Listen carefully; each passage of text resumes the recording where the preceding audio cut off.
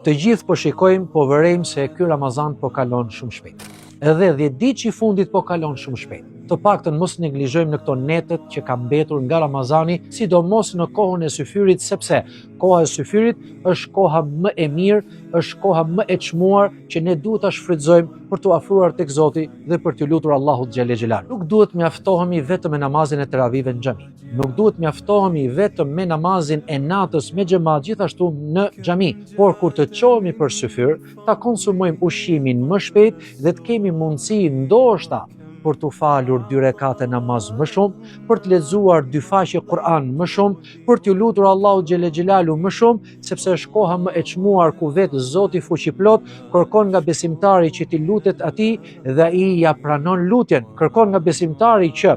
kërkoj falje nga Zoti dhe Allahu ta mëshiroj, kërkon nga besimtari që t'i lutet me forma të ndryshme dhe kërkesa të larmishme dhe Allahu subhanahu wa ta'ala t'ja pranoj lutjet atij. Ndaj, mes syfyrit dhe derisa të vi koha e sabaut, mos e neglizhoni këtë kohë, mos u merrni me dikë, mos u merrni me gjërat e kësaj bote, mos u hutoni nga gjërat e kësaj bote, por lidhuni vetëm me Zotin dhe dyert e Allahu xhelle xhelalu janë gjithmonë të hapura për besimtarët dhe muslimanët.